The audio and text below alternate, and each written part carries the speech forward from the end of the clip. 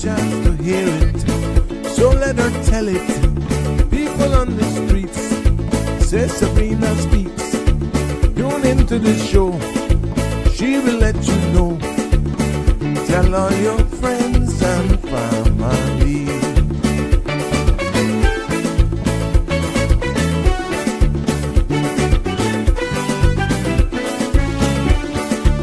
Real talk is no joke.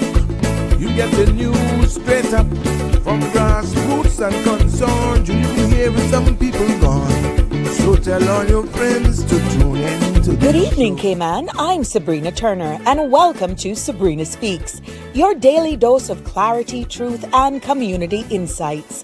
Every weekday from 5 to 6:30 p.m., we're tackling the issues that affect you, from national headlines to grassroots concerns. Whether you're in traffic or winding down your day, this is your chance to hear it straight and speak your truth. So buckle up, Cayman. We're not holding back. This is the show. We gotta let you know. Now we got to go.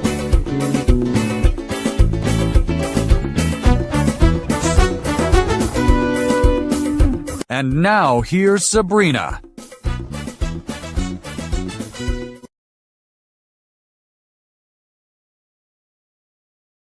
Welcome, one and all. It's good to be back with you this evening. There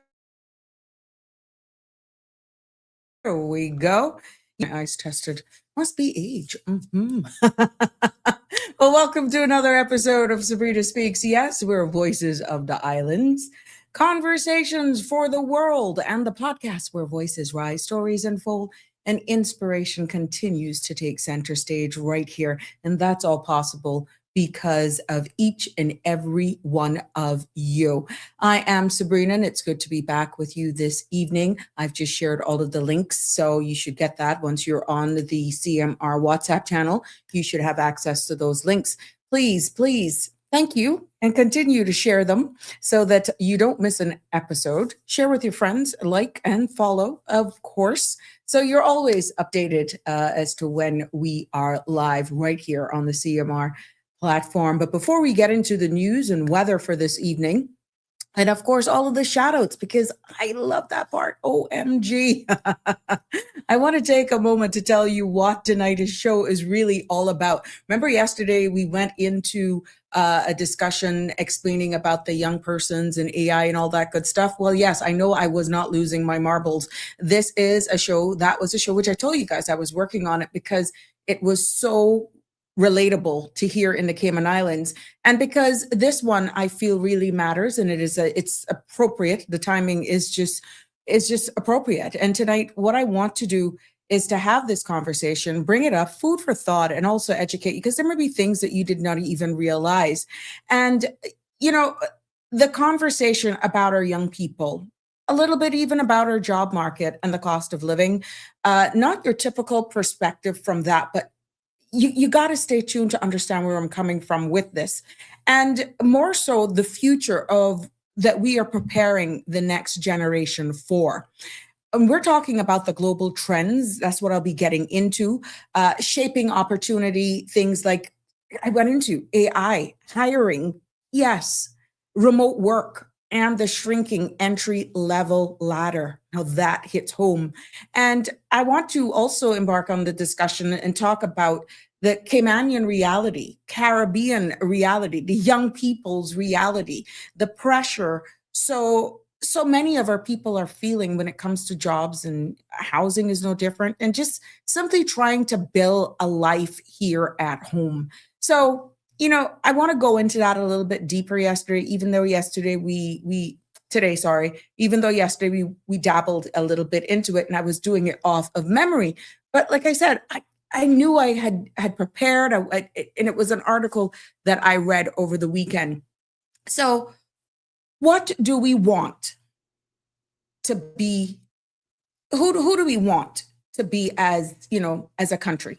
That is a question that I'm going to pose. Who do we want to be as a country? And because Cayman, we are at a moment where the decisions we make or don't make will shape Cayman, that our children, our young adults will obviously inherit. So tonight, I want to break it all down. And of course, I welcome your feedback and I love your participation. And we're going to look at some information. We're going to talk about the pressure. We're also even going to talk about the possibilities, because this is just not highlighting some of the conversations that happen, but exactly what's happening around us as well. We're not unique to some of the things. It's very obvious. And I invite you to settle in and, because I feel this show is necessary, it's timely, and it is for all of us. But please, remember, you can WhatsApp, you can call in live and join in on the conversation. The number is 345-936-8255. We definitely want to hear from you, and we appreciate you calling in and giving us your opinions. Or you, like I said, you can WhatsApp. You can also comment on whatever live stream, what platform you're streaming us live from here today. We will do our best to make sure we read your comments, and we just only ask that you keep it respectfully. But please also note that the views expressed by callers, guests, and online commenters are their own and not those of Bridge Media Limited, its affiliates, the Sabrina Speaks Show, or the host. This program is for general information only and not a substitute for legal, medical, financial, or professional advice. Now, all participants are reminded to speak responsibly and respectfully. Any content that is defamatory, discriminatory, unlawful, or harmful is strictly prohibited and will not be endorsed or tolerated.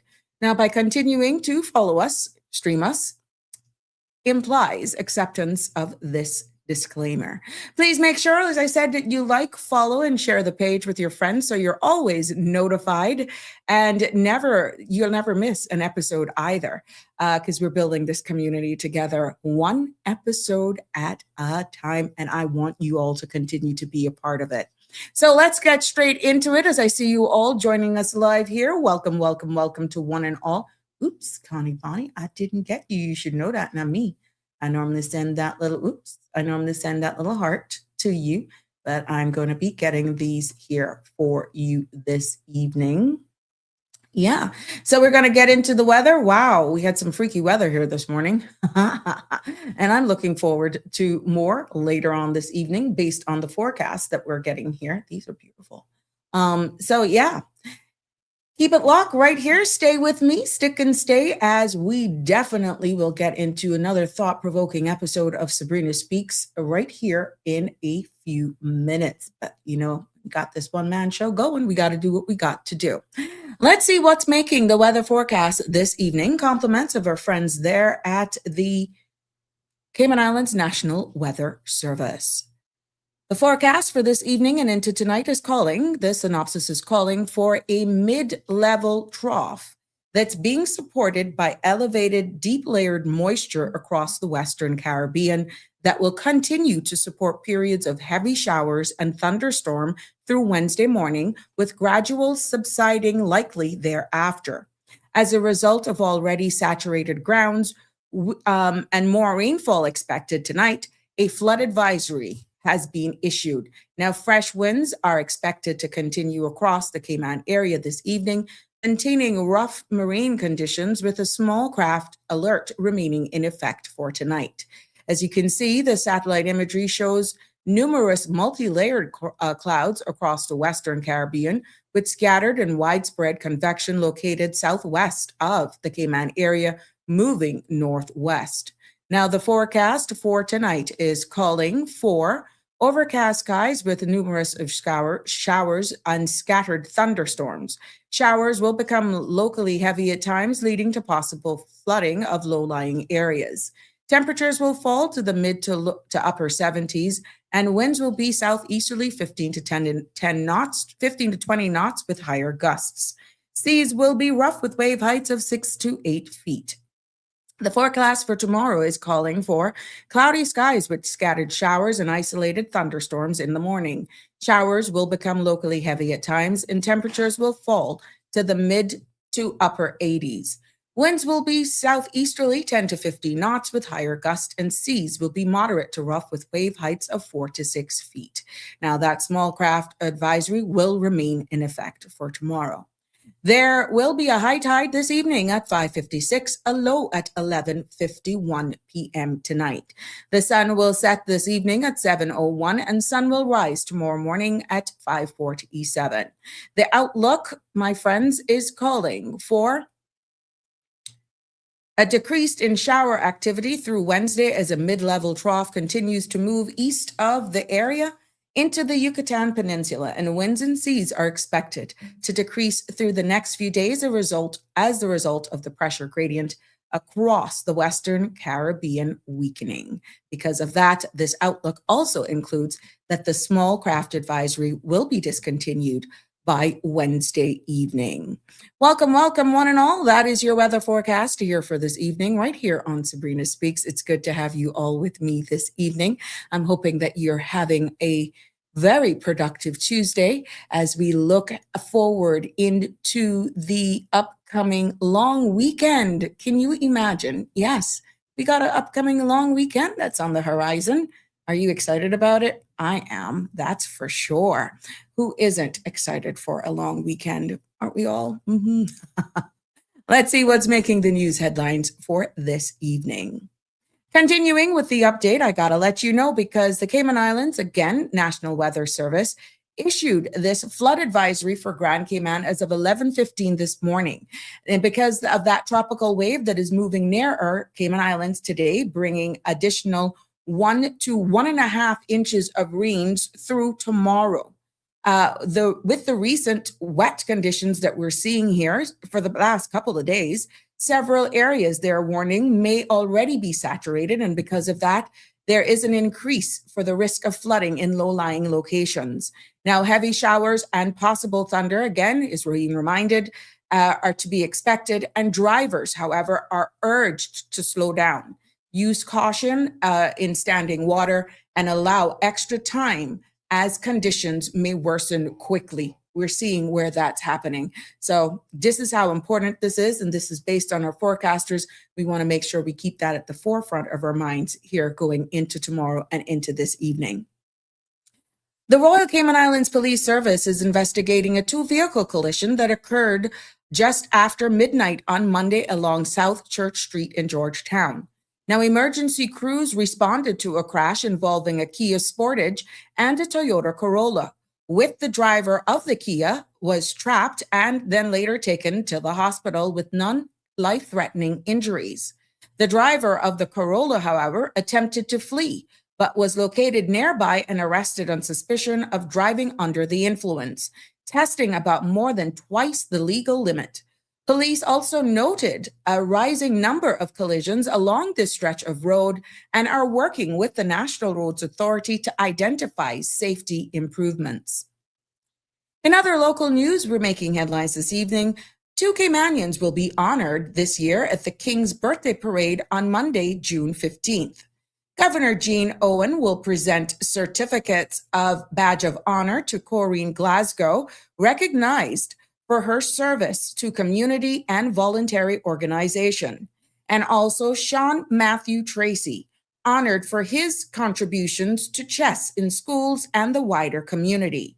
Now, members of the public are invited to attend and are asked to be seated by 7:30 a.m. for the 8 o'clock start outside the Government House. Premier Andre Ebanks is continuing the Cayman Islands international outreach this week with official visits to Washington, D.C. and Chicago. The trip supports ongoing engagement with key U.S. government, policy, and financial services stakeholders, reinforcing Cayman's reputation as a leading global financial center. Whilst in Washington, the Premier will meet with senior Treasury officials, members of Congress, and industry groups before heading to Chicago for further engagements with government, insurance, investment, and professional services partners. Acting appointments are in place from June 8th to June 13th during this travel time. The National Trust is thanking the Cayman community for the overwhelming support of the Heritage Bakehouse, the hands-on cassava heavy cake experience at the historic Mission House. Now, since the program's relaunch, classes have filled rapidly, with bookings now stretching through September of this year. The trust says demand has exceeded capacity and work is underway to add more classes, dates, while preserving the intimate nature of the experience. They're asking for continued patience as the program expands, noting that the community enthusiasm is what has made it such a success. Now, further updates and details will be shared in the coming weeks, and we will definitely keep you abreast of all of those happenings as well, right here on this platform once we are aware of it. Let's turn our attention over to regional news this evening, starting in St. Lucia. St. Lucia has extended its tax amnesty program through the end of March up through the end of 2027, giving individuals and businesses more time to regularize their tax affairs. Now, Prime Minister Philip Perry says the extension reflects government's commitment to supporting citizens while strengthening compliance across the economy. He also notes that the amnesty is designed to ease financial pressure, encourage taxpayers to come forward, and help restore long-term stability. Now, the government says it will continue to work with residents and businesses alike to ensure the process is accessible and beneficial to all. Over in Jamaica, we see nationwide news reports today that continued power disruptions across Jamaica has continued just 3 days after Friday night's island-wide blackout. Now, several communities were left without electricity again on Tuesday morning, prompting renewed concerns about grid stability. The latest outages follow what officials described as a major system failure late last week. Technicians have been working to restore service, but no full explanation has yet been provided for the recurring interruptions. Residents, however, are being urged to monitor updates as restoration efforts continue. Former cabinet minister and distinguished attorney at law, the late Hugh Hart, will be accorded an official funeral in Jamaica. Hart, who passed away in April at age 96 right here in the Cayman Islands, will be laid to rest following a service on Wednesday, June 10th at the University Chapel of UWI Mona. Now, Jamaica House says he served the nation with distinction across law, business, and government, including roles as a senator and minister of mining, energy, and tourism. Hart, a founding partner of Hart Muirhead Fata, was awarded the Order of Jamaica in 2011 for his outstanding national service. Now, ahead of this week's Trooping the Color, the King and Queen have presented 2 new colors to the 1st Battalion Grenadier Guards. The regiment, one of the oldest British Army, has served in every major conflict from Waterloo to Afghanistan, and today carries out both light infantry operations and high-profile ceremonial duties. Addressing the parade, the King praised Guards' professionalism and resilience, saying he has every confidence that they will remain effective and indispensable in the meeting of the challenges of the modern world. Also making news this evening, we see where NASA has announced the astronaut crew for the next Artemis mission, following the agency's historic lunar flyby. Artemis 3, scheduled for launch in 2027, will send 4 astronauts to come on a complex mission on board Orion spacecraft atop the Space Launch System rocket. Now, the crew includes Commander Randy Brenznik, mission specialist Frank Rubio, and Andre Douglas, and Italian astronaut Luca Paramintano of European Space Agency. Now, the mission marks another major step towards returning humans to the lunar surface. On a lighter note, we see where Pope Leo shared a light moment with flight crews on Monday as he continued his tour of Spain. Now, during a short flight from Madrid to Barcelona, the pontiff was invited into the cockpit by one of the captains, where he sat with the pilots and greeted the crew. As the aircraft was escorted by Spanish Air Force fighter jets, Pope Leo waved to the pilots flying alongside. The gesture added a warm personal touch to the second leg of his visit. As we wrap up this segment of Sabrina Speaks, we take a look at our business wrap up for today, June 9th, 2026. We see where U.S. markets close mixed today as investors weighed rising energy prices and ongoing global economic uncertainty. Now, the Dow ended slightly lower, while the S&P 500 and NASDAQ posted modest gains, supported by strength in tech and consumer sectors. Oil prices, however, edged higher on continued supply concerns, adding some pressure to broader trading. In the region, Caribbean markets were steady with no major movements reported. Analyst says investors remain cautious, however, ahead of key inflation data that is expected later this week. Welcome, welcome, one and all. It's good to have you as you see you all piling in here one at a time. It is that segment of the evening where we pay and acknowledge all of those persons who are celebrating a birthday with us here this evening. We want to wish you all a happy birthday, and to anyone we may have overlooked yesterday, happy belated birthday greetings go out to each of you as well, just in case you were missed it. Please don't take it personal. It was not intentional at all. Maybe you're also celebrating a wedding anniversary, or you're just celebrating life. We want to make you know that we're celebrating here with you as well this evening. We also have to remember those who may be mourning the loss of a loved one. We just want you to let you know that our thoughts and prayers are with you as you navigate this difficult time.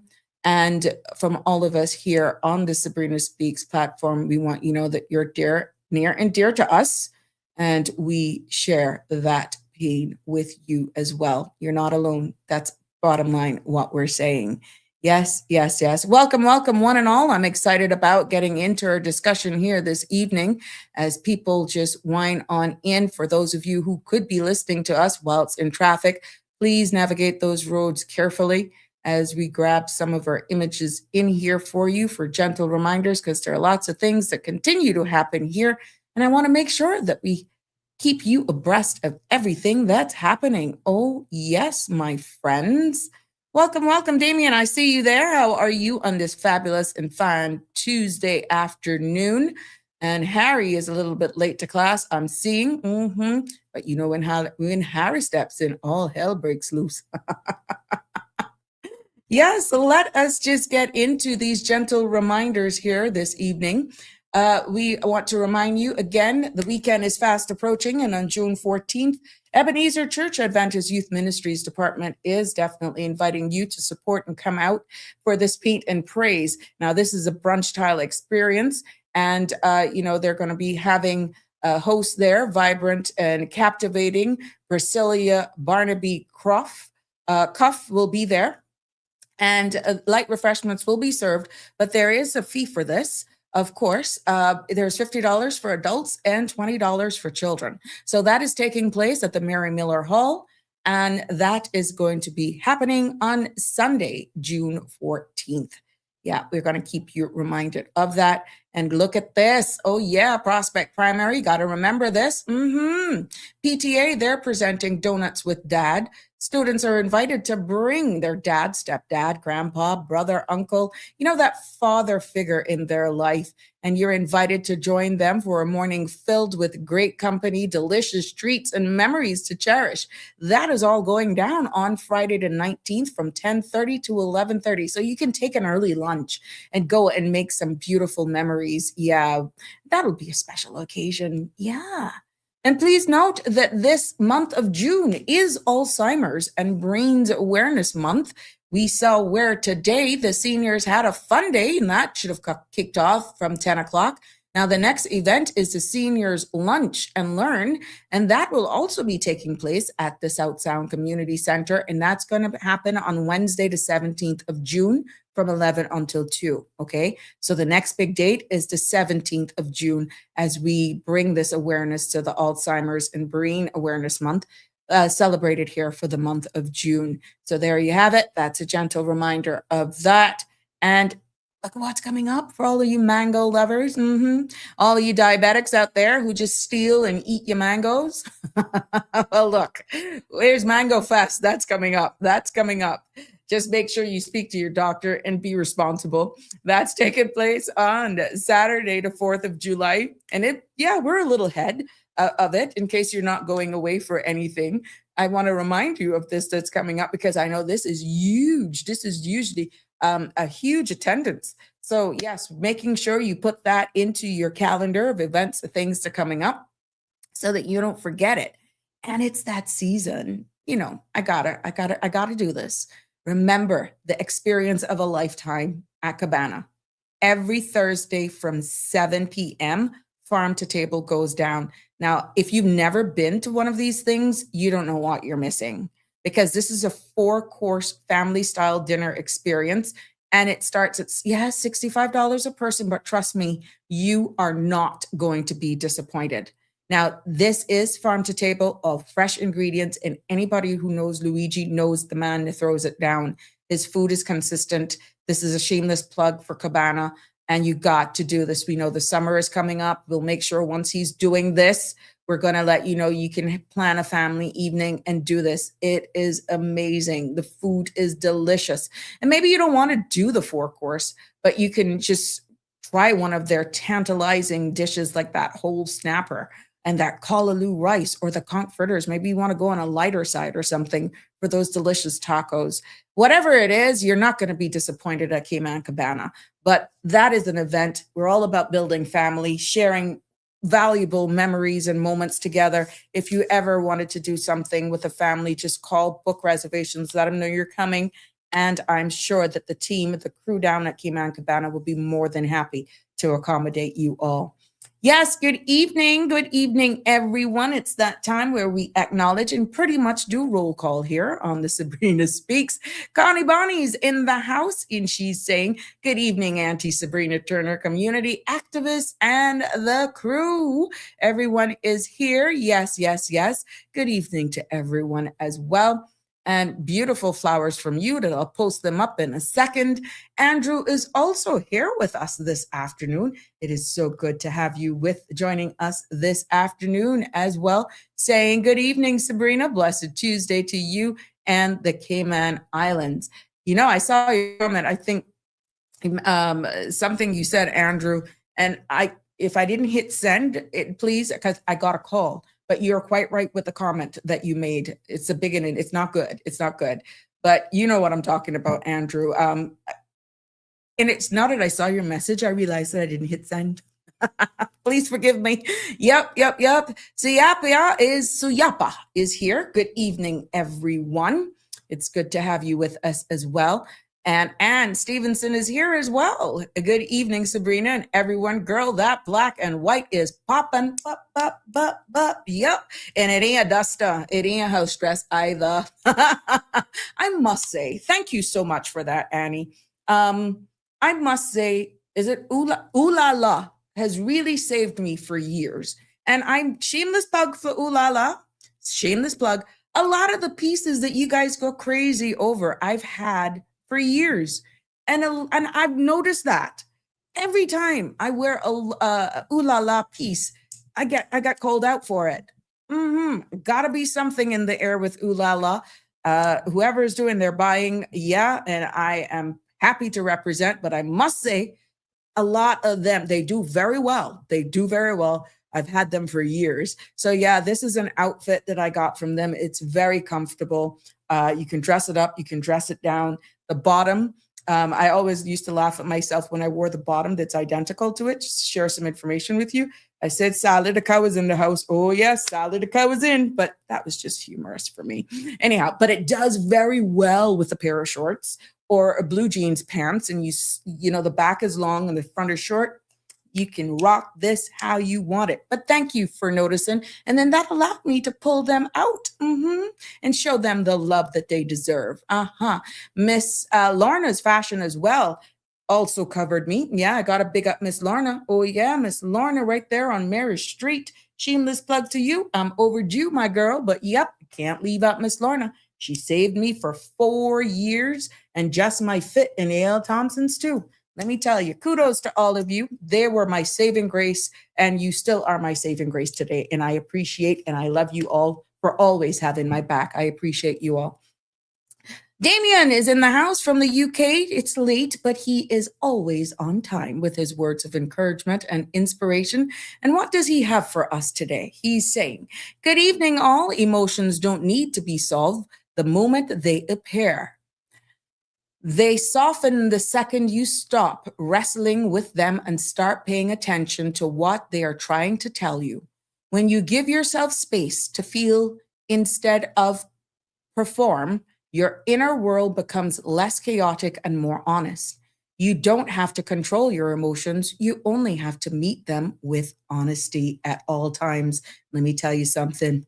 That is the most peaceful feeling, and it's priceless. Thank you, my dear Damien, for always sharing, and you knock it out of the park. Thank you for sharing those. And I know all of us here appreciate you. The Slay Crew is in the house. Carl, the best, one of the baddest weavers in town, and I'm ashamed to say it. She's my hairdresser. Got bigger up, yeah. Sometimes I tell her out. Sometimes it makes her life a living hell. And she's, yeah. So don't come for you, though. Yep, but it's good to have the Slay Crew always locked on. And thank you for your dedication and your loyalty. Barbara G is also here. Good evening to you. Farm to table, simply amazing. Annie is endorsing that experience. See, Anne knows good stuff. Yeah, I encourage anyone one evening to just grab a group of friends, even if it's just not your family. You want to go for a Thursday evening night out. You can't beat it. You really can't, and you will not be disappointed. I assure you, you will not be disappointed. North Carolina Love is in the house. Marshall is here with us. Good evening to you, my sweet. How are you today? And yes, oh yes, she has some fabulous pieces. That's ooh la la, and Miss all of them. Look at Trouble. Trouble is here. Aliano is here. How are you, Trouble? How are you on this fabulous Tuesday? Francia Monte, buenas tardes. How are you? And I'm assuming you're Spanish. That's the only reason why I went there. But yeah, look at the flowers for today. These must be so happy with the rain that we've been having. And oh my gosh, those squalls have been coming in weird. It's like the weather is bipolar here today. Yeah. And these are orchids, compliments of Connie Bonnie sharing with us her orchid love, her green thumb. Yeah, all of my budding content creators in bloom right here on the Sabrina Speaks platform. We love you all. Thank you for your dedication and your loyalty, Connie Bonnie. We appreciate you going the extra mile every day. Yeah, and sharing with us these beautiful flowers and images. Green Valley Nursery is a bit late. I guess she's running from frogs, or she's just trying to get me the pictures, but that's okay. Donna, we got you covered, girl. We got Green Valley Nursery covered, because if it's anything, we'll showcase yours tomorrow along with Connie Bonnie. You got so much going on there. You probably have a hard time to even send me some of the stuff. Oh my God, did I send her this? Did I send her that? That's funny as heck. But we love you. We appreciate your dedication. That's okay. One day doesn't hurt. For all of those of you who are just tuning in tonight, yes, welcome. Because we're going to be having a real and honest national discussion about our future as a people here this evening on the Sabrina Speaks. Because in case you're just joining us, we'll be talking about the global forces that are shaping the opportunity and things like AI in hiring. That's a real thing. The competition for remote work. Can you imagine? Yeah, remote work, the competition for remote work, and the shrinking entry-level ladder that's affecting young people everywhere. And what I'm wanting to get into about is the Cayman reality in the grander scheme of things. The pressure so many of our people feel when it comes to job and housing, and simply trying to build a life here in their own home. And we're going to be looking just a little bit deeper, like what kind of Cayman are we building for the next generation is another big question that I throw out there. Because, we're not at a moment where the decisions we make today, we are at that moment. I was distracted for a second. Sorry, something came in on my other screen. We're at the moment where the decisions we are making today will actually shape our own island, the Cayman Islands, that our children will inherit tomorrow. So if you're just joining us, settle in, get comfortable. Please share the link. Let them know that we're live for another thought-provoking conversation discussion here, right here on the Sabrina Speaks, because we're going to break down the data, the pressure, the possibilities, and even try to dabble a little bit into some ideas for the path forward. But trust me, you want to be a part of this episode here. And I touched on it yesterday, but it was more from memory. And when I replayed a portion of yesterday's show, I was like, girl, you remembered a lot. And here I am saying I don't have no memory. Live Happy is joining us and in the house this evening. It's always good to have you join us as well. All of you, we love, even when you don't comment, we appreciate you. Oh, yeah. Jimbo, I haven't heard from Jimbo. And Connie, trust me, I always remember what I sent you. Oh my God. Yeah, I know you probably have a catalog of stuff, but that's okay because this has been going so well. I don't think people would even pick it up, but it doesn't matter. Once they're in bloom, that's all that matters. It brings joy and smiles to so many people, and I appreciate you. Now, I started to tell you this yesterday. It was a side question or a comment that was made. Let's get into it right now. And we did very good. Wow, 36 minutes. And we got all of that housekeeping. I tell you, I'm getting a sucker for time here. But I digressed for a second there. The other morning, a few mornings ago, I was sitting down and I came across an article. And it was an article that was published by CBS News, to be exact. They had published a report about young persons in the United States, however, who were qualified.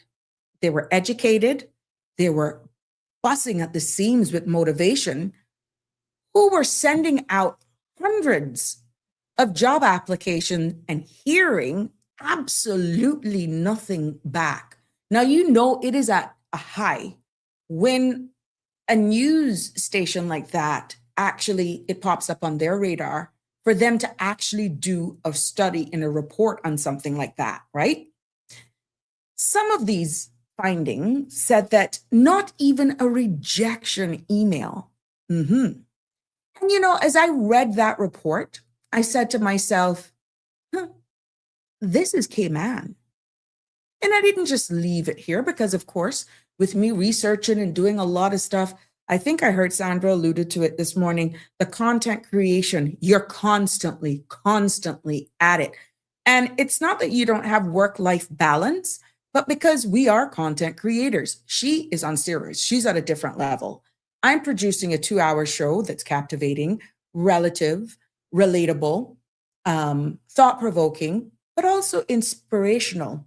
And I don't just box myself into what's happening here because we're noticing with everything that we're all connected no matter how much bodies, how much miles of water we're separated by. At the end of the day, one thing I'm realizing in this new space, in this new chapter of my life, is that man is not in isolation. Oh, no, we are not. But I then started to look at, this is the Caribbean.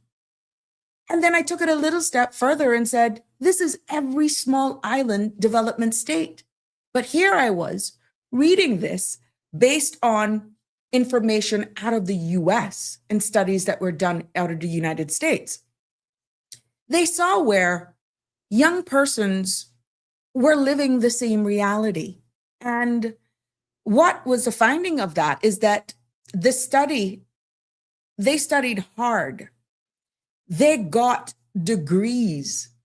They came home full of hope because some were out of state, some were out of country, no different than us here.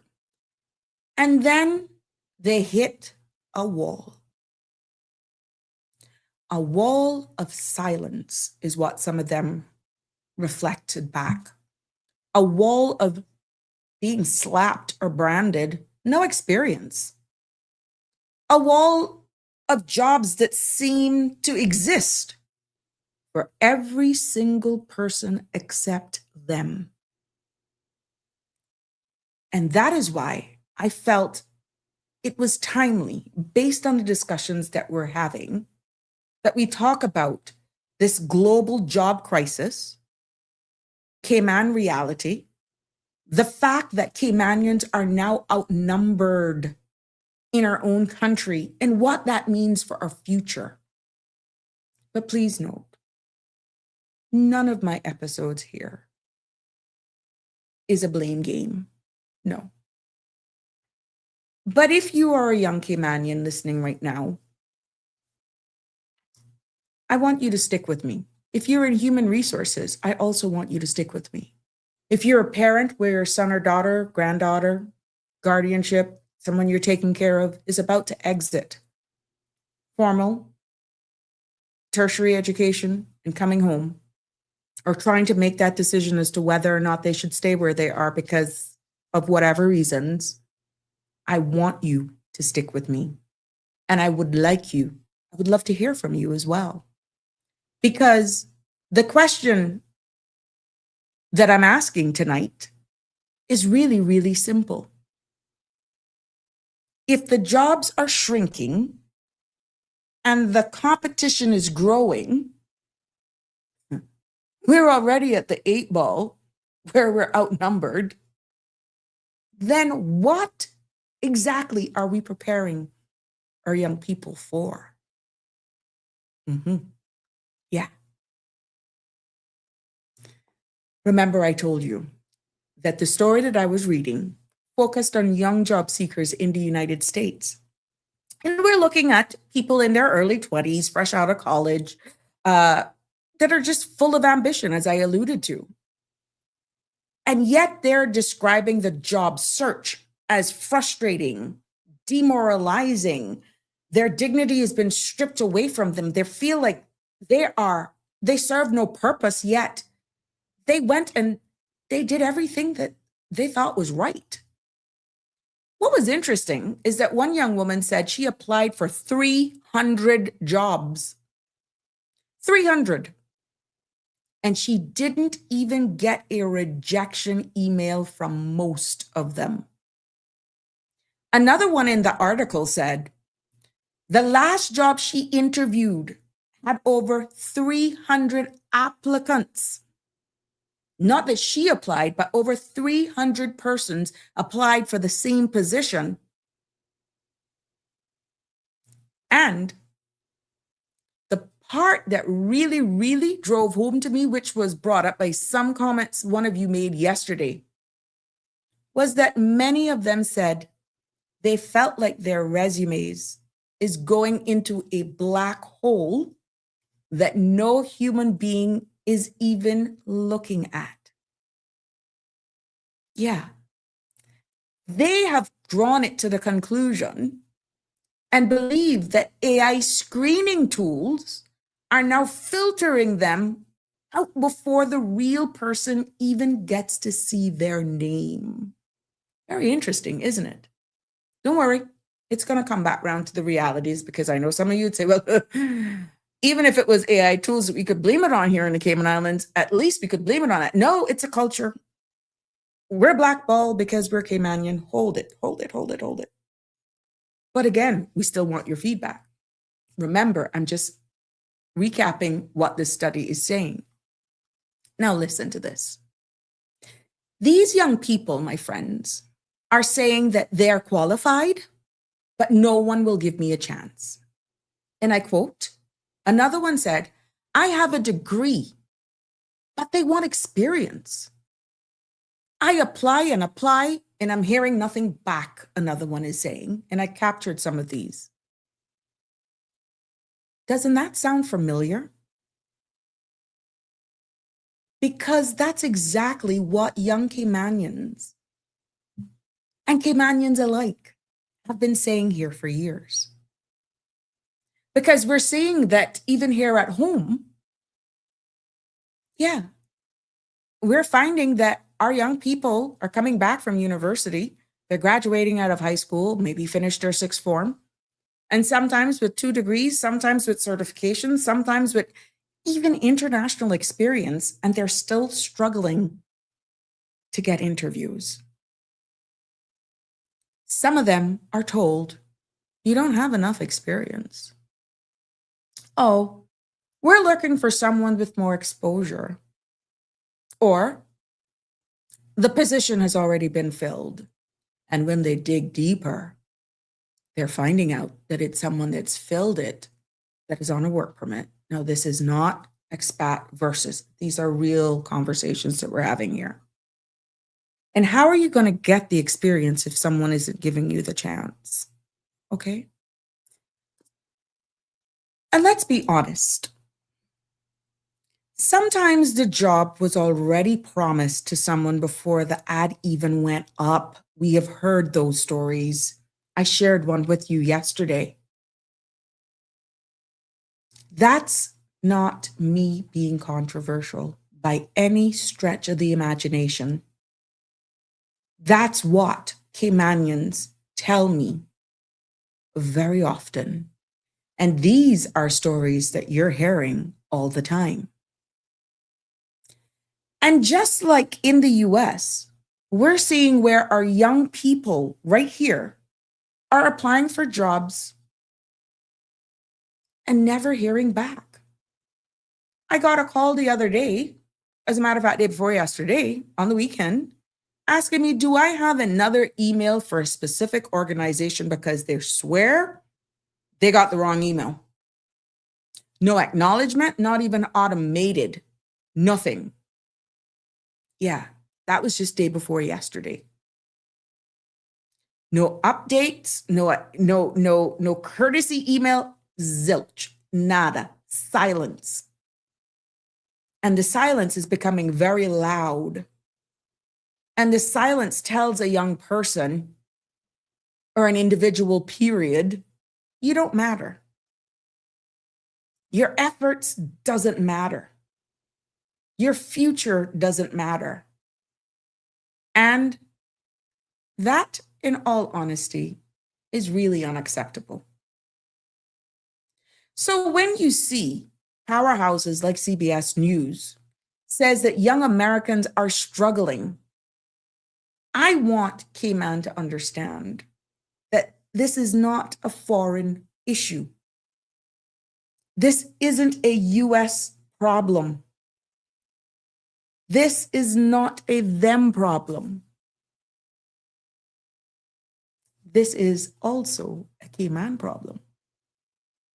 And it's a problem that we can no longer ignore. Because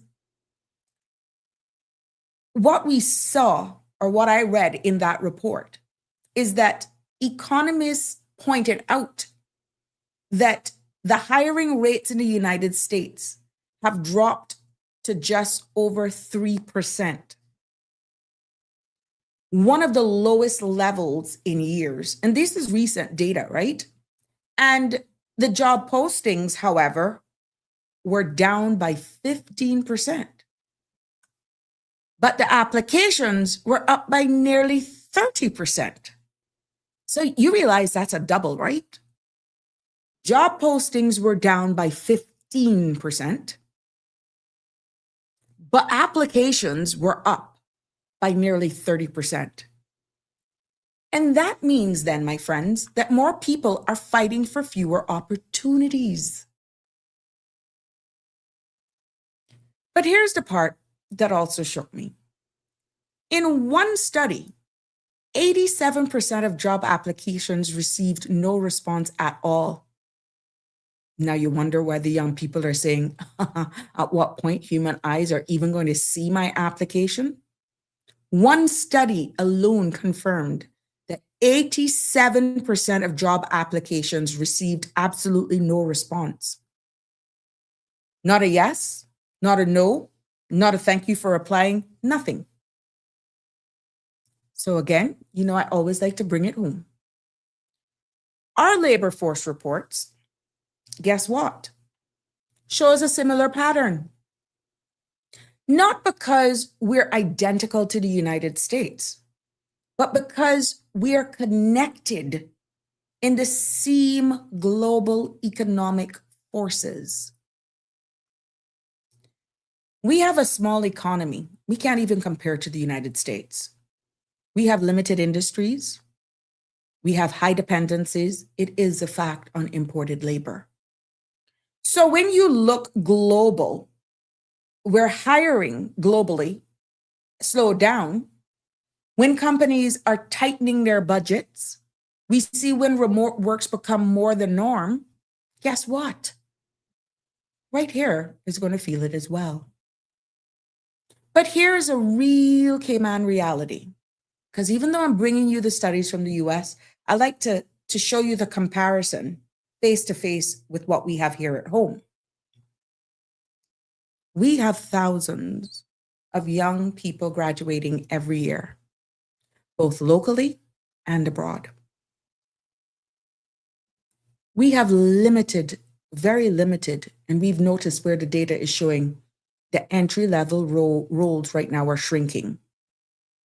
But what we also know here in home is that we have limited entry-level roles in the financial services, tourism, and also government.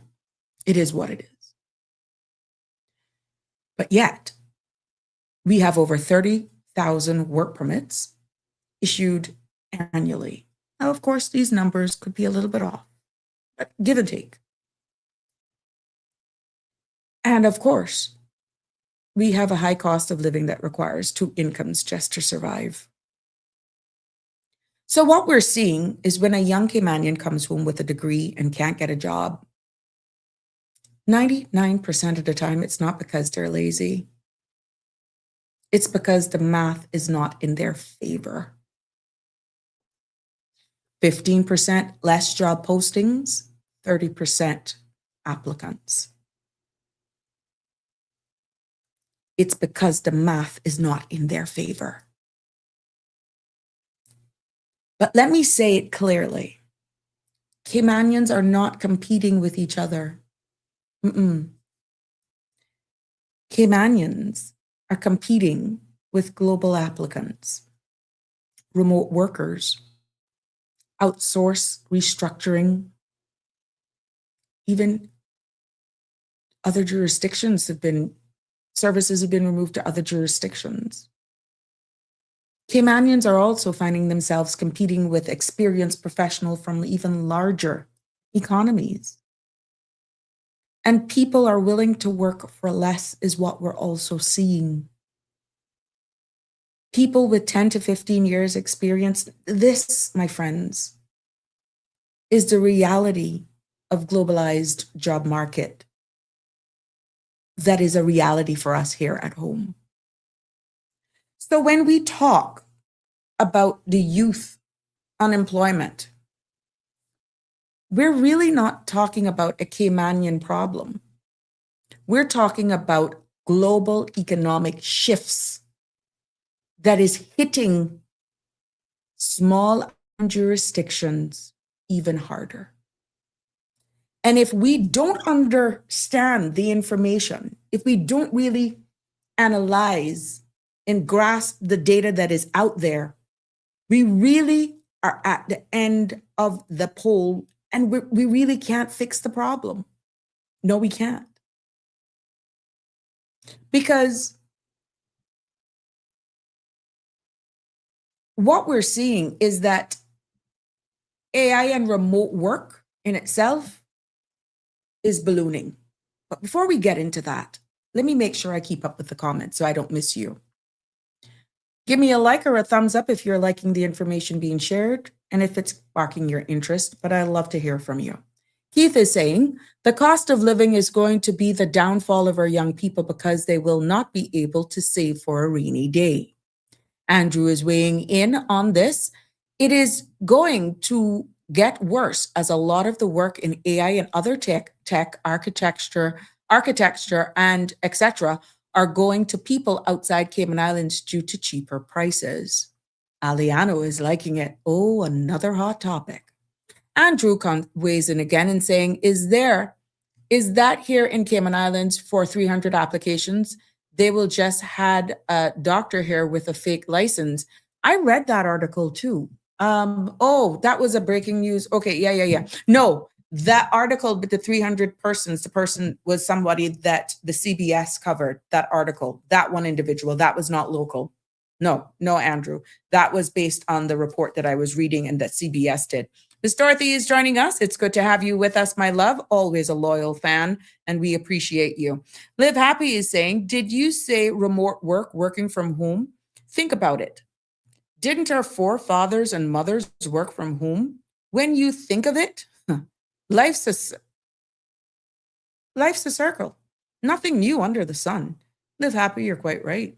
But it wasn't with computers and all that sort of stuff. And in that era, that could have been their version of working from home. Again, we continue to evolve. We continue to evolve the demands and services. But you know what? This conversation, just based on this report, had taken me down so much other avenues. Trust me, I could possibly hold a 3-hour show on this because of exactly looking at it from different angles and all through it, not even pointing the finger at blaming anyone. It's just thought-provoking, give us food to think of, and hopefully it will say, no, you're not a target. This is a reality. The world is grappling with this reality. Yes, it may feel worse because we're such a small knit community that we see that expatriate worker in the front of us more because we're outnumbered. Yeah, that in itself is unique. And I'm going to get into that. Where else in the world do you find that we have an economy that is so attractive, so lucrative, but yet we're outnumbered?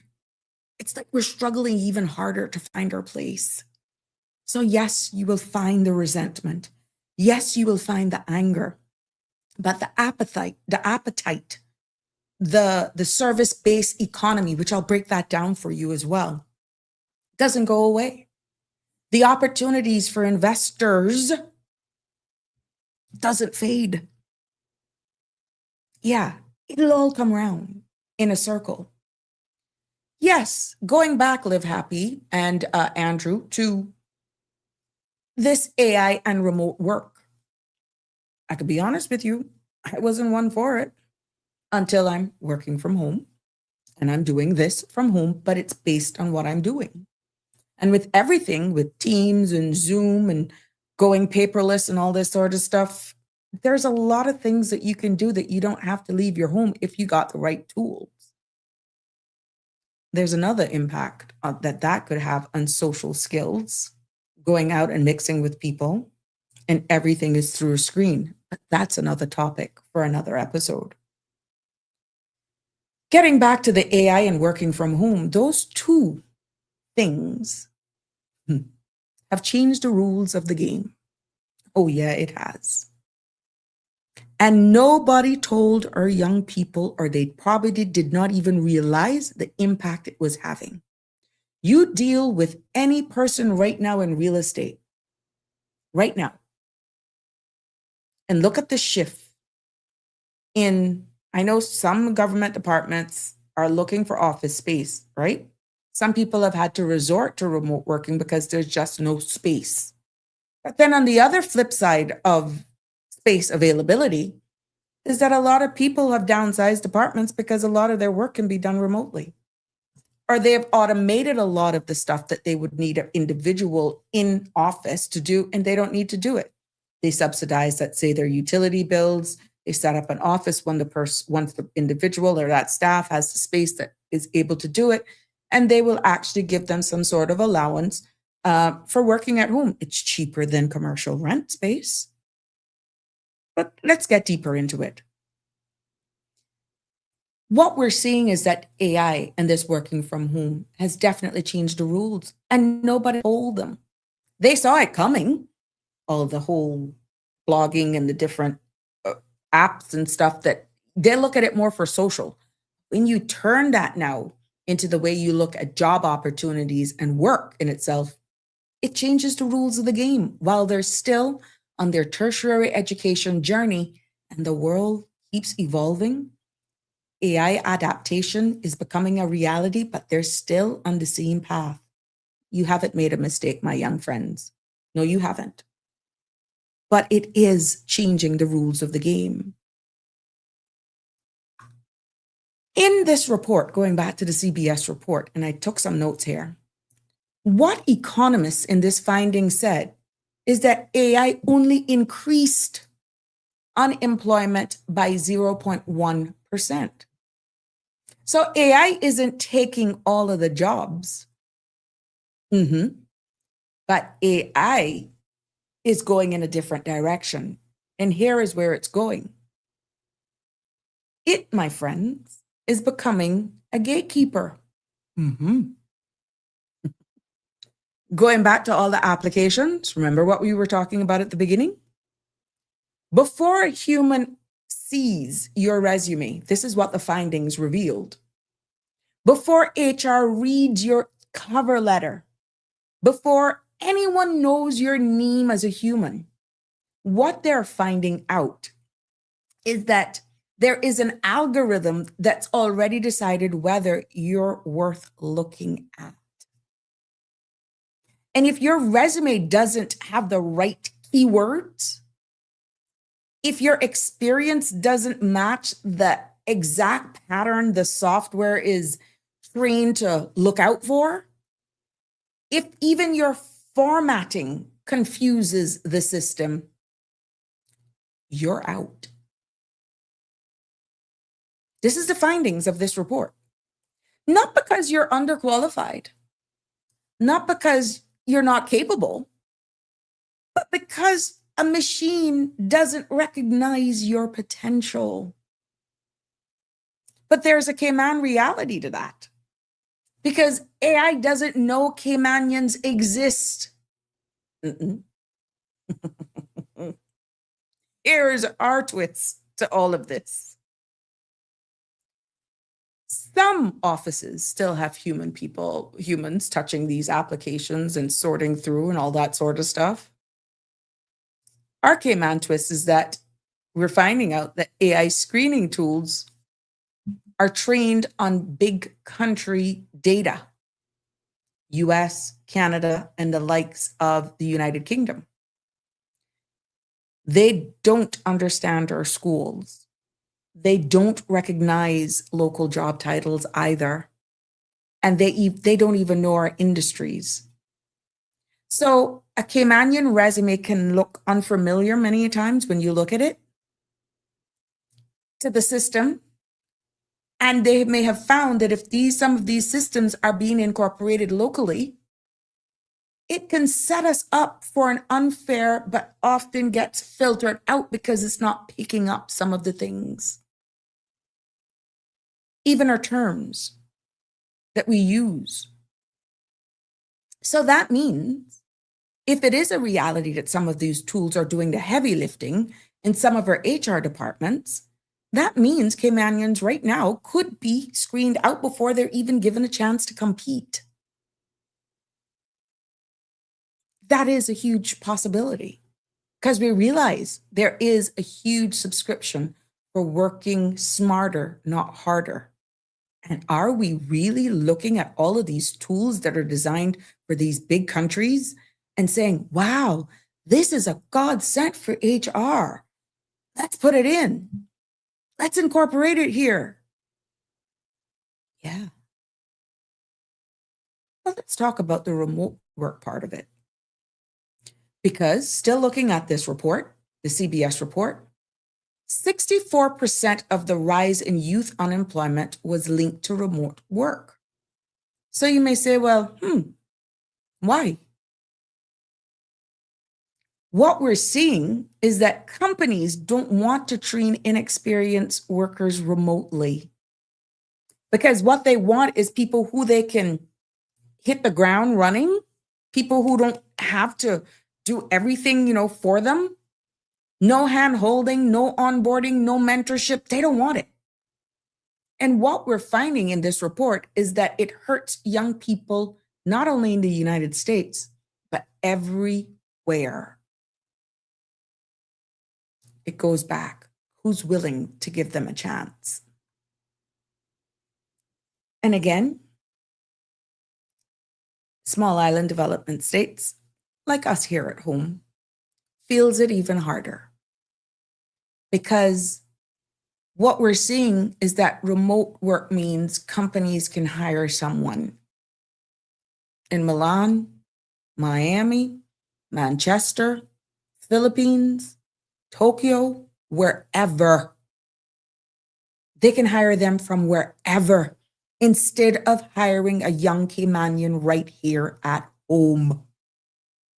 And let's be honest, many companies are doing exactly that. One, they will tell you straight up, not publicly, it's cheaper, it's easier, it avoids immigration navigation. And oh, in the silent, are we hearing some horror stories that at the end of the day, even if it takes 3, 4, 5 months, they still end up having to grant work permits. But it is the process of getting there. And what we're seeing is that it avoids training obligations as well. So, my people, as a result of all of this, Caymanian lose opportunities that they never even knew existed. And the disappearing entry-level ladder, that hits the core because everybody has to start from somewhere. Yes. Lisa, good evening. It's good to have you with us. Yes, I am. Thank you, Miss Dorothy. The disappearing entry-level ladder, that one now is an even bigger cause for concern. And the sad thing is, I may be opening a Pandora box that will never be heard publicly, but a lot of those who are working in human resources and businesses alike will agree with everything that I've said here this evening. You know why I'm so confident in saying that? Because you're able to speak to me privately. And again, you have expressed, many of you have expressed the fears of the board really just blackballing you, knowing that there are limitations out here. You're not asking for a free-for-all. You've exhausted and you've done everything that you could do, but the demand is still there because you have to operate your businesses, right? But the core of the entry-level ladder disappearing, the one that parents and grandparents climbed, is disappearing. That's a harsh reality. And companies are insisting that they want experience. Time is money, and they don't have time. But how do you get the experience if nobody is willing to give you a first chance, is the big question. And that is what's frustrating a lot of the young people. But let me tell you this. This is a global crisis. This is a small island development state crisis.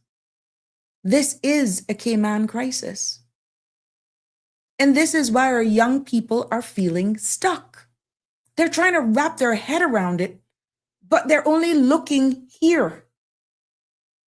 It is a bigger issue that is huge. So that brings me to another question when you look at that harsh reality that really sits at the center of this entire episode. If the jobs are shrinking and the competition continues to grow, then what exactly are we preparing our young people for? There was a reason I asked that at the very beginning in filling in with all of this information from factual sources, because I did my research. You've heard some of the stories. I've shared with you even some of the statistical data. And here we are at this big question that the Cayman Islands is not immune from. No, not by any stretch of the imagination. Mm-mm. The old world I am seeing, the one where you got a degree, come home, walk into a stable job, that old world is gone. Mm-hmm. Not just in the United States, my friends, not even in Europe. We're seeing it happening right here. The global economy has shifted, and companies are seeing now even hiring fewer juniors. We're seeing AI screens out based on the findings, applicants before human eyes even see them.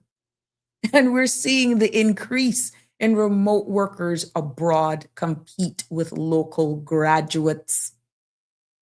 And right here at home, in the Caribbean, our brothers and sisters, with all their small size and limited industries that is unique to us as small island development countries, feels that shift even harder. Yeah.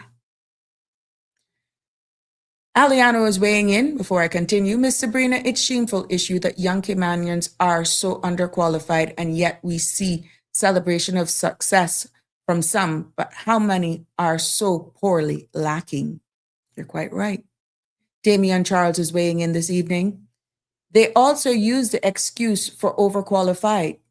Now they use a different term. You're not right. You're not a right fit. Oh, now they use a different term. You're not a right fit. Oh God. See? So you guys are out there. You know what you can agree what I'm saying here, right?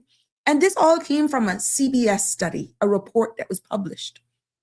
Damien also saying, I have been on probation and trained expats and seen them move up quicker. Oh my goodness. See, thank you for sharing these experiences with us and continue to do so. You're welcome here. I'll definitely put it in. And I'm hoping then that some of you who may have experienced this, if it's not a culture, that based on me providing this information and this research, it can probably, hopefully, come to some conclusion or give an idea of probably what's happening local. Is it by design, honestly? Is AI taking over? Are we being prejudiced against? Or is it going back to that ratio of 15% being cut from advertising, but 30% applying? Keep those numbers in the back of your mind. Dean is saying, yep, even first world countries are basket cases due to capitalism, greed, racism, injustices, corruption, and wickedness. The Reed Michelle is with us. Good evening, my sweet. How are you? Hi, everyone. Happy 51st birthday to Real Karen Marie. Oh, really? Oh, thank you for sharing that with us. Yep. Thank you, Michelle. Real Michelle, it's good to have you here with us. But what we're seeing now is that we are limited. We brought this up based on the Caribbean Development Bank fireside discussion that I had we looked at energy. Remember that episode? It's no different when it comes to the employment and HR and opportunities for our locals. But let's just look across the Caribbean, because we're preparing. The question was what are we preparing them for? But really and truly, we can answer it, We should be preparing them for a labor market that really produce more graduates than opportunities. That's what we're preparing them for. Because what we're seeing is across the Caribbean, the youth unemployment averages 25 to 30%. And right here at home, we don't always see that number on paper, but we feel it in the stories that we hear every day from our families and friends, and right here on platforms like this. Right here at home, we feel it when our young people come home with their degrees and they literally have to fight tooth and nail for a position. And they end up, what we're seeing is ending up in jobs that don't even match their qualifications or their degrees. And then we feel it when they apply for 20, maybe 50 jobs over a period of time. I wouldn't go as far as 100, but if you apply for those amount of jobs and you hear absolutely nothing back, unless you got a friend who calls a friend, or you go a politician and they try to pull some strings, or you go to this, you shouldn't have to do that. What we're seeing is that we feel it when work permits are renewed for roles Caymanians could fill with training. Let me repeat that. We feel it when work permits are renewed for roles Caymanians could fill with training, or just given the opportunity because they may have the degree. We feel it when our young people say, I did everything right, so why can't I get a chance? Mm-hmm. The third one I'll share with you is that we're preparing them for a future where adaptability matters more than job titles. Let me repeat that, because that one was profound. Mm-hmm. We're preparing our young people for a future where adaptability matters more than the job titles. The truth is, the next generation will not have one career. That is becoming very, very obvious. They will have 3 or maybe even 5. We could even stretch it and go to 10. They will need to pivot. And we're seeing where some of them have had to reinvent themselves. They will need to learn new skills constantly, as I am doing in this space. And you know why? Because the world is changing faster than our systems can keep up, faster than even our education can keep up. I was speaking to a friend just yesterday evening and after the show, and I was asked a question, what I think they should do. Adult, multiple degrees. I said, I don't think you need another degree. Education is continuous. I think where you're lacking with all of those fancy degrees is that you are clueless to AI. And the more I started speaking candidly, openly, respectfully, can run circles around anyone right now with their accomplishments, but they are dark as midnight when it comes to AI tools. And I said, from what I am seeing, you will be left behind with all of those degrees, and you are clueless when it comes to systems that could make those degrees even more enhanced, because there's a continuity to those tertiary degrees that you can find the correct AI tools to make you pretty much a beast. But without them, all what you're saying to me right now, based on what I'm seeing, you will be left out. I know it was a bitter pill to swallow, because despite everything that they have accomplished, would never be able to step in their shoes personally. But some of the things that I am engaging with, some of the things that I'm researching, that I'm sharing with you on this platform right now, they're oblivious. It's like I'm speaking a different language. And sometimes I'm like, you got all these degrees? What do you mean you don't understand? Yeah, literally, they have no clue. So my friends, this is why that real story about adaptability and having more than one job or is real. I'm seeing it. I really feel that there's a certain generation, class of 1990, we're going to be probably the last generation where we were thrust into computers, we were thrust into learning because we didn't learn it. I had to be, you had to be in set 1 or 2 to even be able to pick computer studies back in my day at Cayman Islands High School. But I've come out here into the workforce and I've had to adapt. They didn't teach me any of this in school. Nothing. But I was willing to adapt. I wanted to be a pediatrician. I ended up being a nurse. And I'm sharing all of this for context to show you that life isn't stagnant and you have a choice as to whether or not you want to get stuck or whether or not you're going to go with it, because what's not slowing down is the demand for the service-based economy that we have built. What's not going to stop is evolving.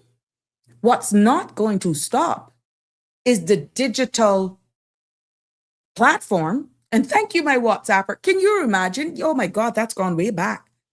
We learned on WordPerfect and Lotus. Yeah, class of 1990. And look at us now. Yeah, there was no Microsoft in our day. This is somebody from my era. Oh, I sound really old now. And their class of 1992. I was class of 1990.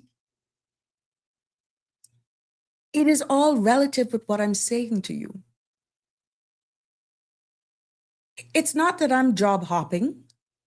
I have adapted to whatever life has thrown my way, but thank God I've been able to survive. And I am worried that the next generation may not be as adaptable. And that is cause for concern, not being a professional. But it's only because I see frustration. I see disappointment. And it's like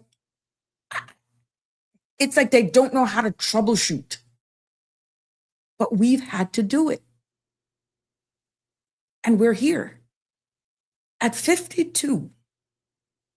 And I am up to speed, I would say pretty much, with all AI tools, because I've chosen to adapt because I need it for whatever this next chapter that I'm embarking on that is changing daily.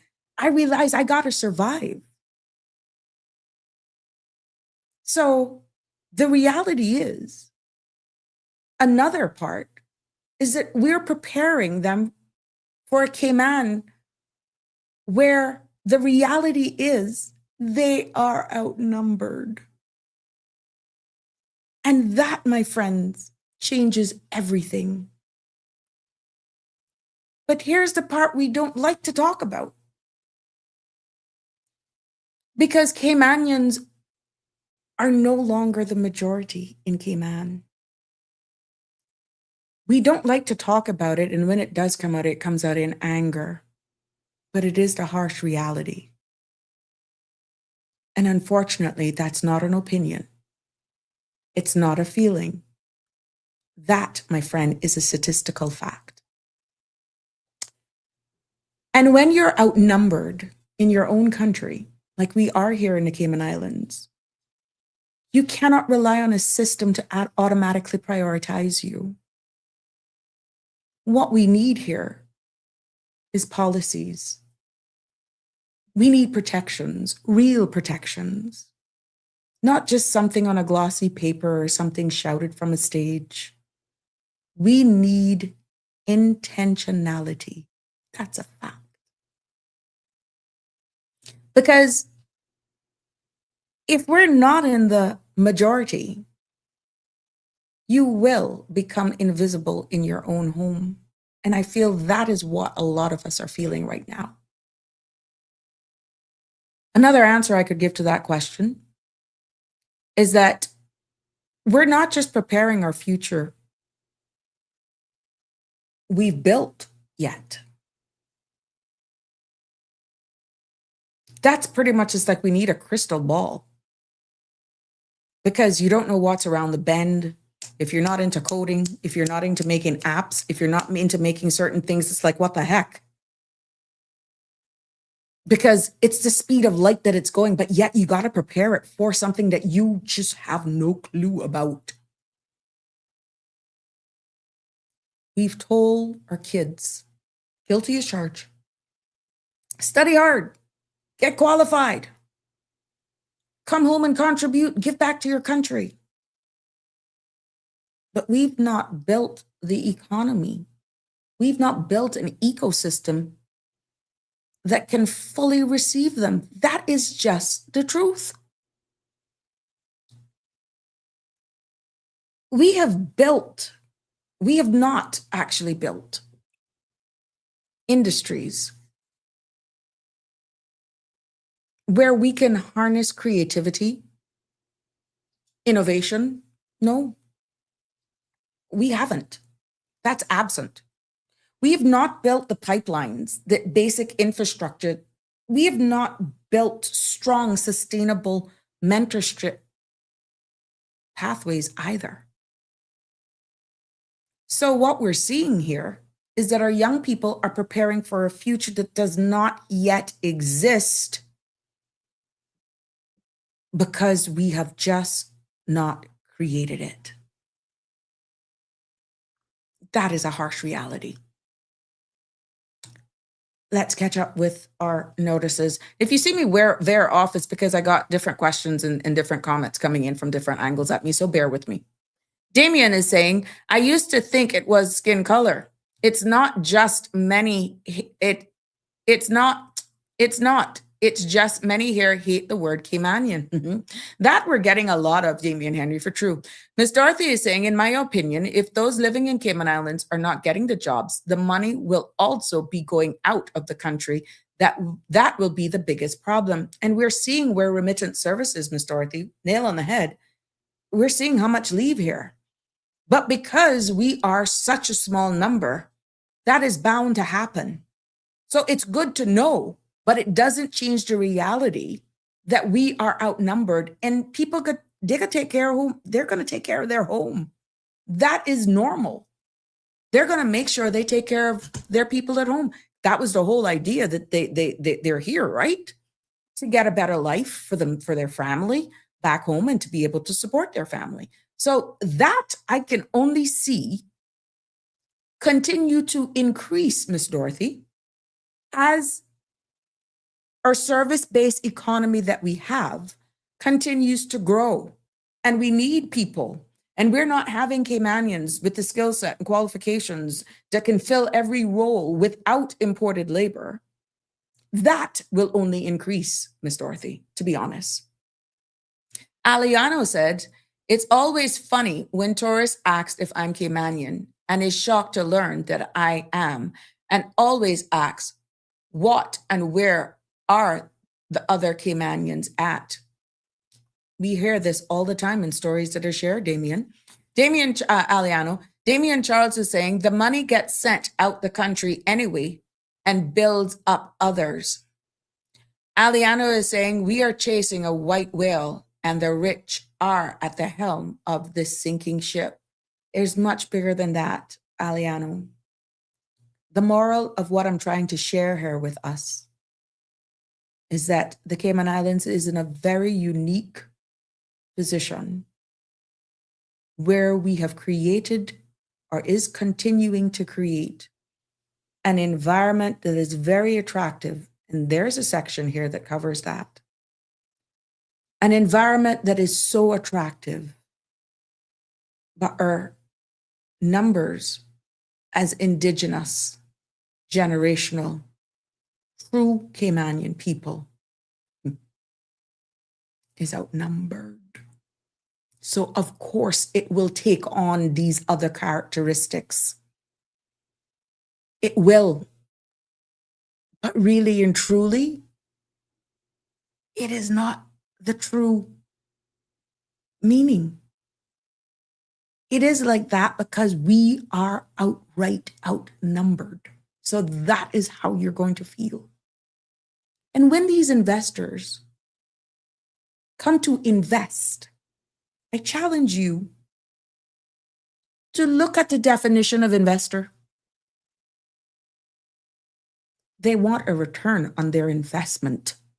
And if we've created that environment, not out of malice, not out of hate, they really don't give two shakes of a duck's tail. Some of them probably didn't even do the metric of, oh my God, we're competing, we're opening up a business in a country where the people are outnumbered. They're only seeing what is being marketed to them and why it is lucrative to invest here. They are investors. Look at the meaning.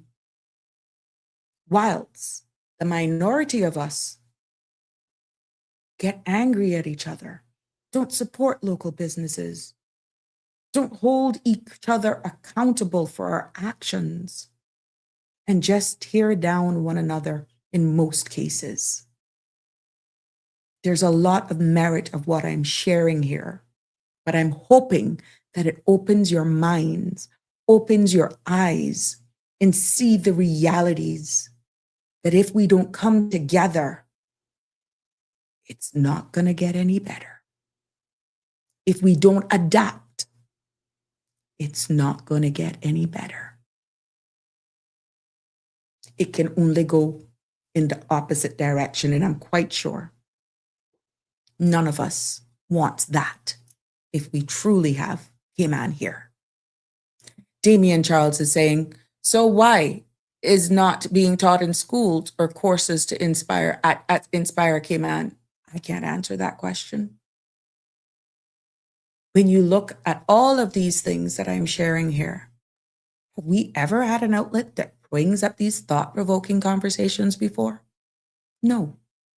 We just get here and we lash out, but thank God we have turned a corner and we're having substantive conversation, thought-provoking, open your eyes. I'm bringing you real research, real data so that we can have a tempered conversation, as emotive as it is, but respectful, so that you see beyond the numbers and we're making the statistics relatable, relative. But there's a bigger issue going on here that the immigration reform is there to protect, but it's not going to solve the realities. Otherwise, you're shutting down. We scratched the surface yesterday. And we scratched the surface. And how many are really, really unemployed? But I digressed for a second. Dean is saying Caymanians are no longer an endangered species. We are insignificant. No, that's not true either. We're outnumbered. Change that narrative. We're outnumbered, and that means we always have to be on our A game at all times. Remember the ratio. 15% less postings, 30% more applicants. Change the narrative, Dean. Change it. We're not insignificant. We're outnumbered, which means we got to be on our game even more. Or we're going to feel that way, but that is not intentional. I know this is difficult to absorb. I know it is difficult to even hear, but it is a reality. Chris Herring is adding in, do you just make this up as you go along? What are you talking about? No, I don't. You can go and you can look for the thing as you find it. This is real. And if you were actually in touch, you would know it's just not made up. You're on a Caribbean island, your industry is tourism. And, you know, with that, obviously you don't know the rules. Thank you for your 2 minutes of fame. But yeah, we don't tolerate that. If you really started it, you would have known. Thank you. Damien Charles is actually weighing in on this. Can this be part of qualifying for PR and status? How many Caymanians have applied and promoted? How many Caymanians have applied, have been promoted? Well, there is a part on it that is based on qualifications and your job and all that sort of stuff. But at the end of the day, the point system, which our government is saying that they're going to be reviewing the point system. They are going to be reviewing the point system. So we don't know whether or not that's going to make it at the end of the day. We don't know whether or not that's going to be one of the things, the trajectories. But with all of these reports that are coming out, if you look further afield, to be honest with you, and you trust the policy advisors that are actually dealing with our elected members, that they're going to do research like all of this, and they do the comparison, hoping that the recommendations being made for policy and for legislative change to protect us, no matter what the ratio is, that it will be making our quality of life even much better at the end of the day. Aliano is saying, yes, Miss Sabrina, we need to be on our A game, but this court is no home field advantage in our favor. The ball is controlled by outside corporate system, and we face never-ending rules, which is why legislation is key. Because there are things that can honestly protect your people. There are things that can protect us. Right now, what we're doing is really survival mode, but with intention, with investment, with honesty, that we can prepare for leadership, innovation, and even ownership of businesses. Yeah. We just need to probably look at this totally different. Totally different. Because the harsh reality is, yes, we are outnumbered in our own country. And that, my friends, bottom line, changes everything. Yeah. The reality is, to be honest with you, we as Caymanians, generational, call it founders, 3, 4, 5 generations. It is sad when you dig into it, right? At the end of the day, let's start with some of the numbers that I found while I was preparing for this show. Because the real one, it will shock you when you see some of the images that we have here. And like I said, we have to, sometimes a picture speaks 1,000 words with reality. And is why I take the opportunity to actually provide these things for us, right? What we see here in this first report, let me take you off here, Aliano, is that the 2021 census recorded 71,105 people living here in the Cayman Islands, right? And today, based on the latest ESO population estimates, we're sitting around 90,000 residents. Yeah. What we're seeing is that out of that 90,000, the majority of people living here right now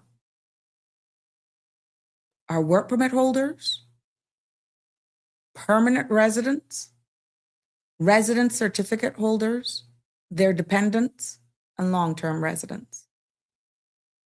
And that's before we even count the thousands of short-term workers that are rotating in and out of our island every year. So at the end of the day, if people didn't need these people, you think they would be applying for them? Knowing the cost that it is for them? I'm just throwing it out there. You think that would be the case? Because At the end of the day, these numbers are real, as bad as it hurts. When you look at the realities of everything that is just popping up in the front of us, that we have to make sense of it all. And I'm trying to grab some images here, so just bear with me. I'm trying to get them here. So when you look at these stats, that's our population. And that's the growth rate per year. And then you have where the density per year and the population density and where we rank. When you look then at the labor force in itself, the whole labor force in itself, according to the WORC, back in the day, they issued over 33,000 work permits on an average. 30,000, right? In a country with fewer than 100,000 people. That means imported labor, my friends, is not a supplement.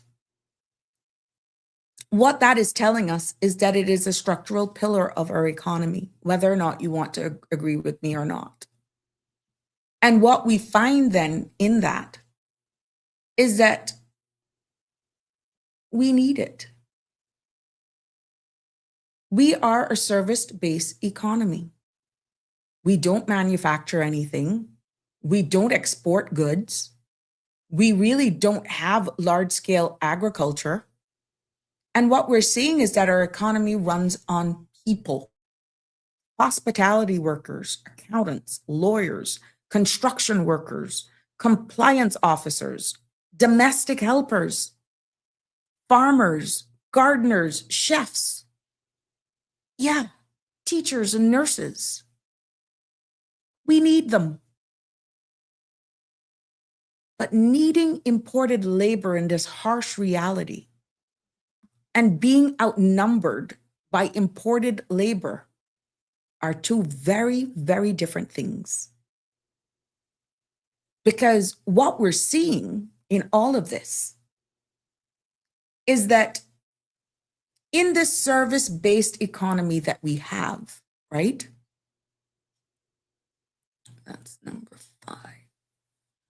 Let me see here. What we see with this service-based economy that we have is that it is telling us loudly that our survival is totally dependent on tourism, financial services, professional services, construction, and also retail. Yeah. You don't have to believe me, but it's a fact. That's what it's telling us. And if we can't actually come to the harsh realities of that, then we're losing the whole reason behind everything that I'm saying. Yeah. Because at the end of the day, at the end of it all, these very same industries, the construction, the retail, the tourism industry, these industries do not produce physical goods. What they actually produce, my friends, is experience, expertise, and administrative services. And because of that, the system requires a constant flow of labor. And what we're seeing is Caymanians alone can't fill that demand. Not because we're incapable, but because we are numerically too few in number. Remember, I talked about why we were an attractive jurisdiction and why investors love here? Let me break it down to you. They love us They love the Cayman Islands because we offer a very specific package. There is political stability, whether or not you want to agree with that or not. There's no income tax. There's no corporate tax. There's no capital gains tax. We have a strong regulatory reputation. You may say, oh my God, they're jet setting here, there, and everywhere. And you're seeing where the AMLA and the FATA and the this and the that, all kind of acronyms trying to protect our financial industry. We're seeing where still, in comparison to our regional brothers and sisters, and even many parts of the United States and Europe, we could say we still have a high standard of living, sustainable or not. And again, a safe environment for families and executives. Cayman is attractive. Cayman is stable. Our home is profitable. And that's a good thing because it keeps our economy strong.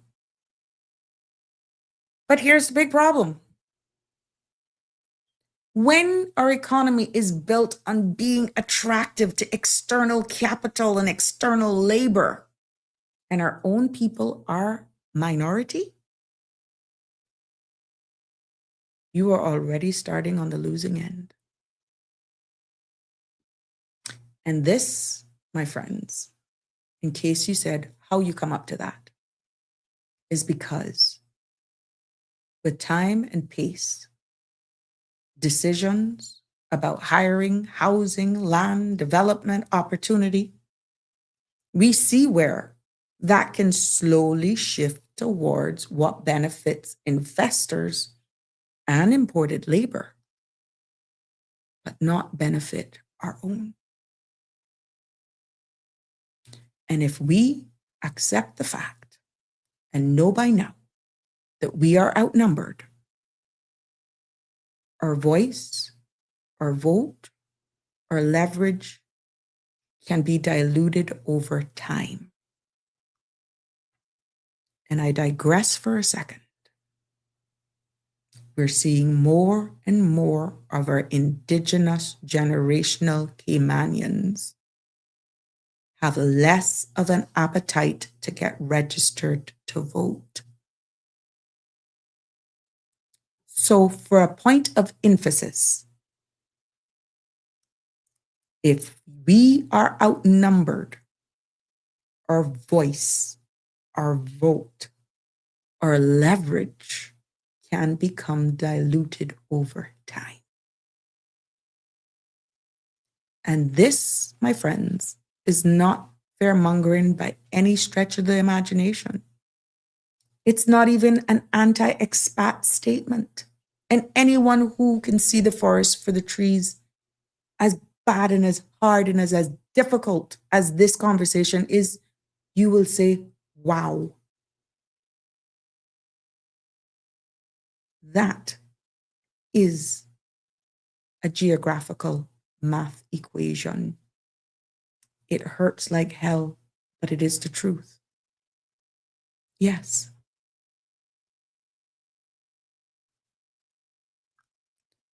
Damien is saying, will a momentum on each nationality solving anything? 100,000 to each. Oh, will a moratorium on each nationality solve anything? 10,000 of each maximum. Will our heritage and culture, our heritage and culture will soon disappear. It only takes the few of us to keep that going, I tell you that. It runs on work permit fees, meaning our country, Damien? Damien is saying, I've realized that in today's society, it's often who you know and who knows you that makes the biggest difference. In the employment sector, it shouldn't be this way. If you work hard, gain a higher education, you should be given the opportunity to secure meaningful employment, not left feeling worse off or forced to migrate just to be valued. That's profound. And unfortunately, we're seeing a lot of that happening, Damien.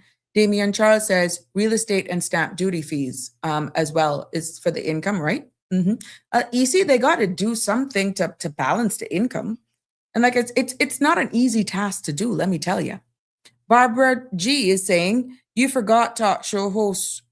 We definitely you guys. You forgot talk show hosts. We definitely you guys. Oh, okay, I get you, Miss Barbs. That's true. That's true. But there is a dilemma here. There is a local dilemma because what we're seeing here with all that I've shared, we need imported labor. Yeah. We need foreign investment. And I'm sorry if I'm saying this, but I know a lot of people smiling because they can't say it. But they're happy it's being said. So they're happy that you guys can come at me, but they wish that they could say it. And this is not taking lightheartedness to this. I can assure you there are many business owners out there that are saying, thank you, Jesus, somebody's willing to open this door. I'm not asking you, I'm telling you. And for the record, unsolicited, this episode came about because of the CBS report. And then I told you, when you look at that report and you think about and you hear all of the stories that are shared with you and you look at the local landscape, of course, it makes you compare what's happening here at home. But it doesn't take away from the fact that we need imported labor. As a matter of fact, just before I went live, I think Forbes has, please go look at Forbes, go Google it, that they're admitting that without imported labor, the United States is done. That came up, I think, on my news feeds just before I went live here. It's a headlines, and you can. Let me see if I can find it. There was a headlines that came up here, and that caught my attention. I was like, "What the heck?" Yeah, it was something that came up about without without imported labor, that the U.S. would not last, or something like that. I think it was one of those news feeds. I have so much stuff coming in, but yeah, and at the end of the day, we need foreign investment. We need a strong service economy because that's what we are. That's the environment we have built. But we also need to protect our locals. We need to protect our people culturally, economically, and socially. In a country that, there are no longer a majority or feel that way. And that balance, you've always heard me say it here, is delicate. It is a delicate balance, is exactly how I say it. And if we learn or lean too far one direction, lean too far in the other direction, we could lose that momentum, that economic momentum. That's what could happen. If we lean too far one side from the other, we can lose our people. And right now, and at no time, Cayman cannot afford to lose our people. No. We can't. So when we look at the very environment that we've created, and I'm quite sure you may have heard elected officials refer to this a lot of times and may not have been able to put meaning to what they're saying, that we run a service-based economy. You may have heard this many a times. We're not just using fancy economic terms that only people use in the financial industry or when they're talking about budgets. What that really means is that we survive by serving others, by providing services to others. We don't export oil. We don't manufacture cars. We don't produce large-scale agriculture, as I alluded to earlier. Our economy is built on tourism, financial services, professional services, construction, and retail. It is the truth. And if you think I'm repeating it, that's because it's facts. These industries do not produce physical goods. What they actually are hungry for is experience and administrative services along with expertise. Now, let's be fair. This model has worked for the Cayman Islands. But as we continue to grow in our numbers, in our Indigenous people continue to shrink because of the pace of our growth, it has given us, from the good side of things, one of the highest standards of living in the region. It has kept us stable. And you ask anybody in the financial industry, ask anybody out there in the industry who know numbers, they will tell you that is a fact. It has kept us prosperous. The envy of the region. Some of our regional brothers and sisters, they says we're too uppity. Yeah. But, and this is the part that we don't, again, speak about with a level head. Or it's often misunderstood, is the fact about this service-based economy means it is labor hungry. It's hungry for labor. No time for training. We need the people because we're going so fast. It needs people. It needs lots of people. And Caymanians alone cannot fill that demand. Again, not because we lack capability. We're just going faster than we can produce. Yeah. And here's where the trap comes in, because there is a trap. When we see our economy depending on imported labor to function, when we see our industries rely on thousands of workers from abroad, when we see our growth is tied to population increases, we've created, no fault of our own, I think we just lost track. We've created a system where Caymanians become smaller percentage of the workforce, which we're hearing every day. Caymans compete with the global talent, which we're seeing. You're hearing it, but not in the same words.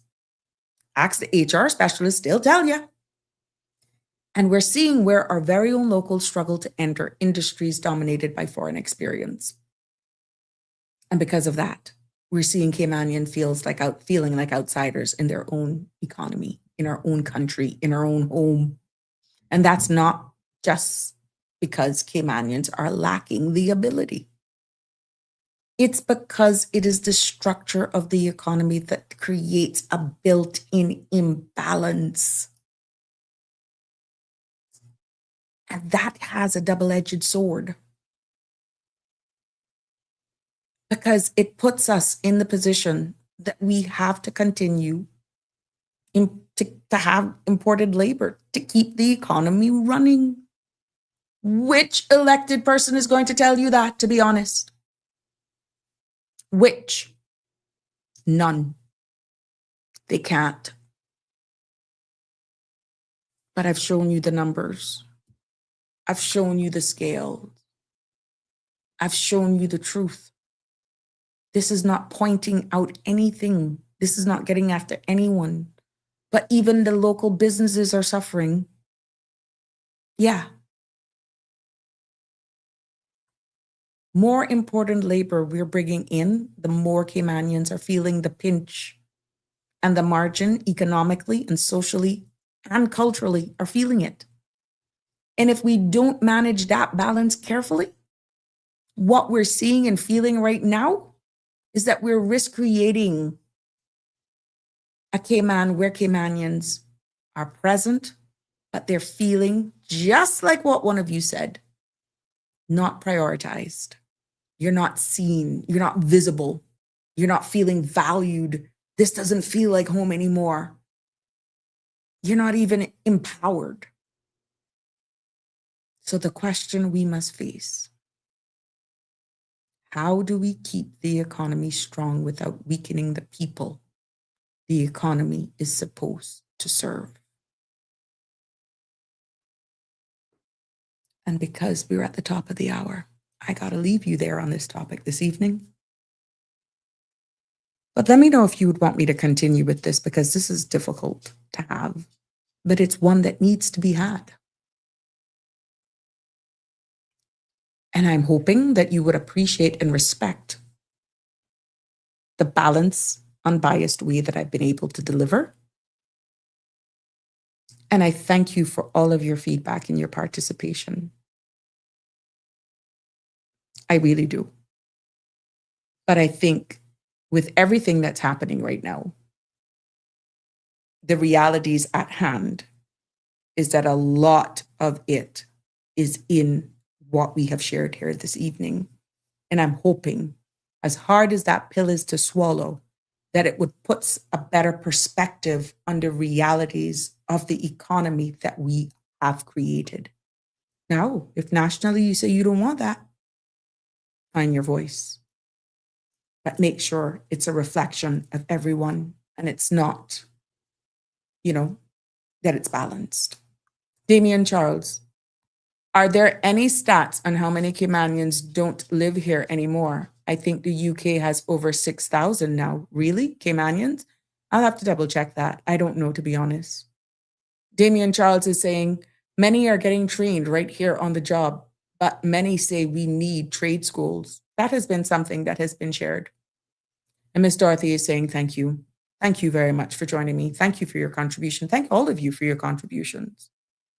We'll be right back here tomorrow for another episode of Sabrina Speaks. Maybe I'll continue this because there's a lot of information that I was unable to share because time just would not permit. And as difficult as it is to have, I think it's worth me concluding it. So I want to wish you all a very good evening. I want to thank you for liking, following, sharing, and subscribing to the platform so that you never miss an episode. And thank you for your feedbacks and your comments even after the show. I'm letting you know I appreciate them. At least it makes me know that I'm being heard and appreciated. Until tomorrow, good night, stay safe, keep dry. Love you lots. God bless. Have a good night. That's a wrap for today's edition of Sabrina Speaks. Thank you for tuning in and for being part of the conversation. Remember, the dialogue doesn't stop here. Stay engaged, stay informed, and most importantly, stay empowered.